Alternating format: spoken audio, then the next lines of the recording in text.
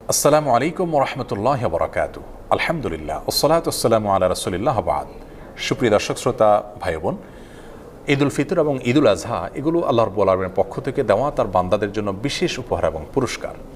রমাদান মাসব্যাপী ইবাদতবন্দি করার পর আল্লাহ তাআলা নগদ পুরস্কার হিসাবে ঈদ উল ফিতরের আনন্দ আমাদেরকে দিয়েছেন। আর জিলহজের প্রথম দশকের ইবাদত সম্পন্ন করার পর, হজের ইবাদত সম্পন্ন করার পর আল্লাহ তাআলা নগদ পুরস্কার হিসাবে ঈদ উল আজহার আনন্দ আমাদেরকে দিয়েছেন। আল্লাহর দেয়া উপহারকে আল্লাহর বাতানো পদ্ধতিতে ব্যবহার করাই হলো একজন বুদ্ধিমান ইমানদারের কাজ। আর সেজন্য আমরা আজ ঈদ উল ফিতরের সুন্নাহ সমূহ আলোচনা করতে চাই। কিভাবে প্রিয় নবী সাল্লাল্লাহু আলাইহি সাল্লাম ঈদ উল ফিতর উদযাপন করতেন, সাহাবায়ে কেরাম ঈদ উল ফিতরে কী কী আমল করতেন, সেগুলো আমরা পেশ করবো ইনশাআল্লাহ তাআলা। ঈদ উল ফিতরের সুন্নাহ সম্পর্কে বলতে গেলে সর্বাগ্রে যে সুন্নাহর কথা চলে আসে তা হলো অন্য দিনের তুলনায় ঈদের দিন একটু আগে আগে ঘুম থেকে ওঠা, একটু ভোরে জাগ্রত হওয়া। ফজর নামাজে উপস্থিত হওয়াটা ঈদের নামাজে উপস্থিত হওয়ার চাইতে অনেক বেশি গুরুত্বপূর্ণ। আর সেই সাথে ঈদগাহে একটু আগে আগে যাওয়া, এটি ঈদের দিনের প্রথম সুন্নাহ। দুঃখজনক হলেও সত্য যে আমাদের সমাজে বরং উল্টা চিত্র দেখা যায়। আমরা অন্য দিনের তুলনায় ঈদের দিন একটু দেরিতে ঘুম থেকে উঠে থাকি এবং ফজরের সময় অনেকে উপস্থিত হতে পারেন না। এর কারণ হলো চাঁদ রাতে আমরা দেরিতে ঘুমিয়ে থাকি। এই কালচার পরিবর্তন হওয়া উচিত। প্রথম সুন্নাহ হলো আগে আগে ঘুম থেকে ওঠা অন্য দিনের তুলনায় এবং ঈদগাহে আগে আগে যাওয়া। ঈদ উল ফিতরের দ্বিতীয় সুন্নাহ হলো খেজুর খেয়ে তারপরে মসজিদে আসা, অথবা মিষ্টি জাতীয় কিছু খেয়ে মসজিদে আসা যদি খেজুর না থাকে। তৃতীয় সুন্নাহ হলো গোসল করা, সেই সাথে সুগন্ধি ব্যবহার করা এবং মেসওয়াক করা।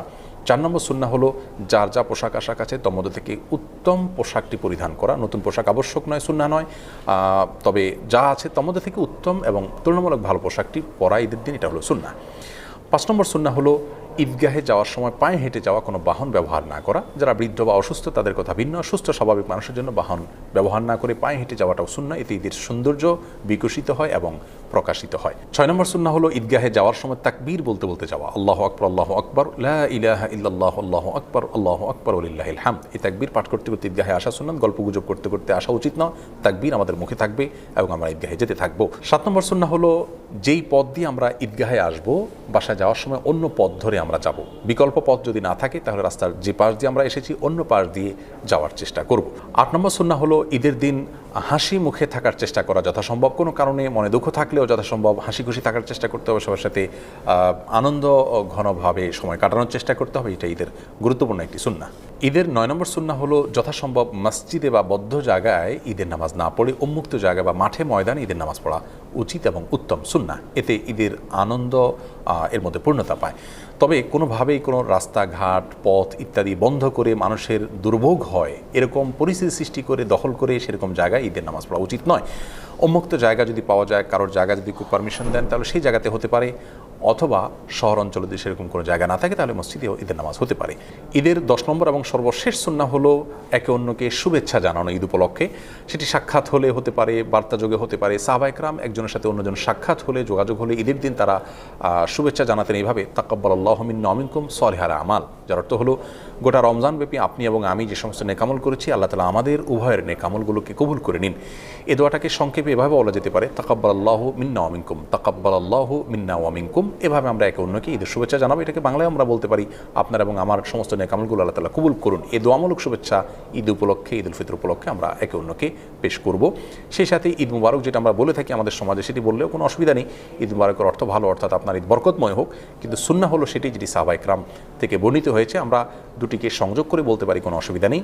অবশ্যই সাহাবায়ে কেরামের শুভেচ্ছাটা আমরা ভুলব না। হাদিসে বর্ণিত শুভেচ্ছাটা আমরা একে অন্যকে জ্ঞাপন করব, তাকাব্বালাল্লাহু মিন্না ওয়া মিনকুম।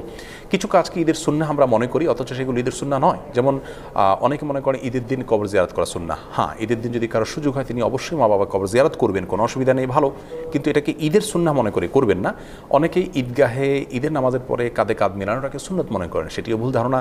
অনেকদিন পরে কারোর সাথে সাক্ষাৎ হয়েছে, সম্প্রীতি বা ভালোবাসা প্রকাশের জন্য আপনি কাঁধে কাঁধ মেলালেন, সেটি করা যেতে পারে, কিন্তু ঈদের সুন্নাহ মনে করে সেটি করা উচিত হবে না।